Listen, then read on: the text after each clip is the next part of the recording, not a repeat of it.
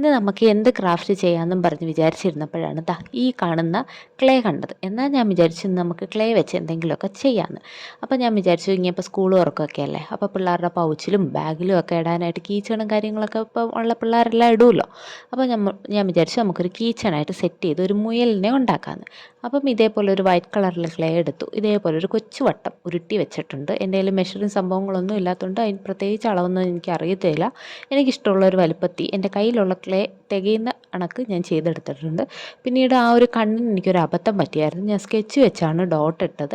പക്ഷേ ഞങ്ങൾ sketch use ചെയ്യല്ലേ. സ്കെച്ച് യൂസ് ചെയ്ത് കഴിയുമ്പം ആ ഒരു ക്ലേ ഉണങ്ങുന്നതനുസരിച്ച് അത് സ്പ്രെഡ് ചെയ്യുന്നുണ്ട്. ഇപ്പോൾ കൊച്ചു കണ്ണായിട്ടാണ് ഇരിക്കുന്നതെങ്കിലും ലാസ്റ്റ് അത് ഉണങ്ങി കഴിഞ്ഞപ്പോൾ ഇച്ചിരി വലിയ കണ്ണായിട്ട് മാറിയിട്ടുണ്ട്. അപ്പോൾ നിങ്ങളതല്ലാതെ എന്തെങ്കിലും മുത്തോ അതല്ലെങ്കിൽ നമ്മുടെ വീട്ടിലെ കടുകായാലും മതിയെന്നേ, അതേപോലെ നമുക്ക് സെറ്റ് ചെയ്ത് വെച്ചാൽ മതി. പിന്നീട് ആ ഒരു ബോഡി ആ ഒരു ഫിക്സ് ആയിട്ടിരിക്കാൻ വേണ്ടി നമുക്ക് എന്തെങ്കിലും ടൂത്ത് പിക്കോ വല്ലതും വെച്ച് ഒന്ന് ഫിക്സ് ആയിട്ടിരിക്കാം. എല്ലാം ഒട്ടിക്കുമ്പോൾ നമ്മൾ കുറച്ച് ഗമ്മും കൂടെ യൂസ് ചെയ്ത് ഒട്ടിച്ച് കഴിഞ്ഞാൽ നല്ല ഫിക്സ് ആയിട്ട് ഇരുന്നോളും. പിന്നീട് ഈ ഒരു മുയലിൻ്റെ ചെവിയും കണ്ണും മൂക്കും ബോഡിയും എല്ലാം നമുക്ക് സെറ്റ് ചെയ്ത് കഴിഞ്ഞു. പിന്നെ ഒരു ഓറഞ്ച് ക്ലേ എടുത്തിട്ട് നമുക്കൊരു കുഞ്ഞൊരു ക്യാരറ്റ് അതിൻ്റെ കയ്യിൽ കൊടുക്കാം.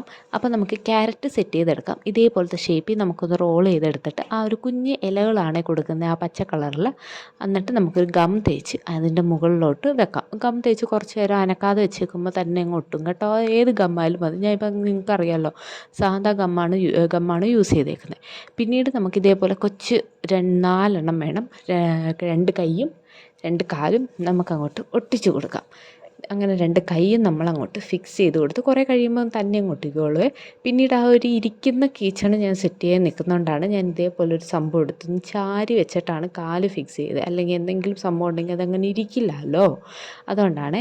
പിന്നീട് നമുക്കൊരു കുഞ്ഞൊരു വാലും കൂടെ സെറ്റ് ചെയ്ത് കൊടുക്കും. നമ്മുടെ മുയലിനാകുമ്പോൾ ഒരു കുഞ്ഞു വാല് കാണുമല്ലോ, അപ്പോൾ അത് നമുക്ക് ഇതേപോലെ ഒട്ടിച്ചു കൊടുക്കുമ്പോൾ നമ്മുടെ സംഭവം ഇവിടെ സെറ്റായി കഴിഞ്ഞു. പക്ഷേ എനിക്ക് ഇത് ചെയ്ത് വന്നപ്പം ഈ പറയുന്നൊരു മുയലാണോ അതോ ഈ പറയുന്ന പോലെ നമ്മുടെ എലിയാണോ എന്നറിയാൻ വയ്യാത്തൊരു സംഭവം. ചെവിക്ക് കുറച്ചും കൂടെ ഒരു പൊക്കം കൊടുക്കണേ, അപ്പോൾ കറക്റ്റ് ഒരു മുയലിൻ്റെ സംഭവം കിട്ടും. പിന്നീട് ഇതേപോലൊരു കമ്പി വളച്ച്, അതല്ല നിങ്ങൾക്ക് ഹാങ് ചെയ്യുന്ന സംഭവങ്ങൾ ഉണ്ടെന്നുള്ളവരാണെങ്കിൽ അത് ചെയ്താൽ മതി.